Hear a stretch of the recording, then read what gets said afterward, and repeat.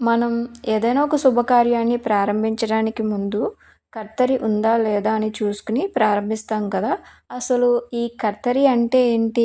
కర్తరిలో ఎన్ని రకాలున్నాయి? మే నెలలో కర్తరి ఏ తేదీ నుండి ఏ తేదీ వరకు ఉంటుంది?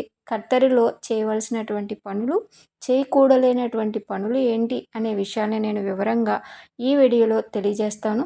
వీడియోని ఎక్కడ స్కిప్ చేయకుండా చివరి వరకు చూడండి. కర్తరి అంటే ఏంటి?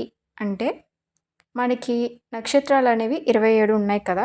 వాటిలో మనకి భరణి, రోహిణి నక్షత్రాలను అగ్నికి సంబంధించివని చెప్తారు. అయితే నవగ్రహాలకు అధిపతి అయినటువంటి సూర్యుడు ఆయన భరణి నక్షత్రం 3వ పాదంలోకి ప్రవేశించడంతోనే మనకు కర్తరి అనేది ప్రారంభమవుతుంది. ఇది వృషభ రాశిలో రోహిణి నక్షత్రం మొదటి పాదం దాటే వరకు ఉన్న కాలాన్ని కర్తరిగా వ్యవహరిస్తారు. సూర్యుడు భరణి నక్షత్రంలోని 3, 4 పాదాలు, కృతికా నక్షత్రంలోని 1, 2, 3, 4 పాదాలు, రోహిణి నక్షత్రంలోని 1 పాదంలో సంచరిస్తే దాన్ని కర్తరి అని పిలుస్తారు. సూర్యుడు భరణి నక్షత్రం 3వ పాదంలోకి ప్రవేశించిన రోజుతో డొల్లు కర్తరి అనేది ప్రారంభమవుతుంది. దీనినే చిన్న కర్తరి అని కూడా అంటారు.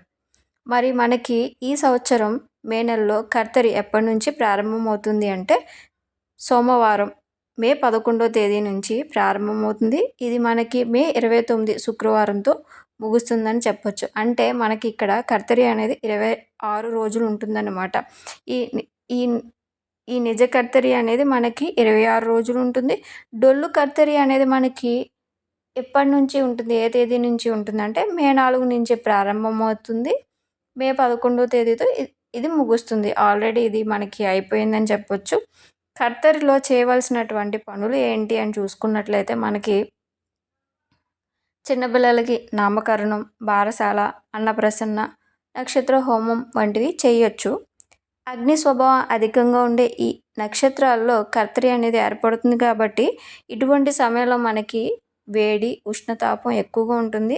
కాబట్టి వేడి తగ్గించమని సూర్య భగవానుడి ప్రార్థించమని, అలాగే ఆదిత్య హృదయం పారాయణం చేయమని, సూర్యాష్టకం చదవమని, సూర్య భగవానుడి ద్వాదశ నామాలు ప్రతినిత్యం పఠించడం మంచిదని మన పెద్దలు పేర్కొంటారు. ఉదయం వేళ సూర్యభగవానికి అర్ఘ్యం ఇవ్వడం వల్ల ఆరోగ్య ప్రయోజనాలు అనేవి ఉంటాయని కూడా చెప్తారు. అయితే ఇక్కడ కర్తరిలో చేయకూడలేనటువంటి పనులు ఏంటి అని చూసుకున్నట్లయితే మనం భూమికి సంబంధించినటువంటి ఎటువంటి పనులు చేయకూడదు. అంటే మనం భూమిని తవ్వకూడదు, చెట్లు నాటకూడదు, బావులు ఇంకా చెరువులు లాంటివి కూడా తవ్వించకూడదు.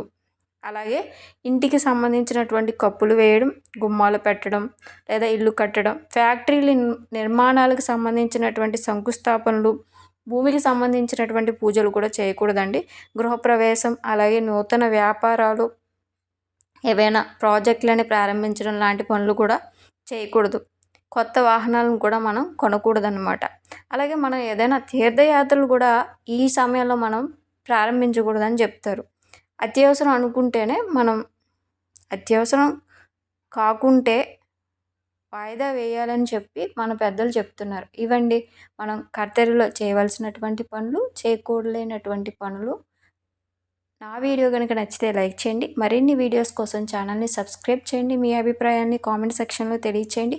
Thank you for watching.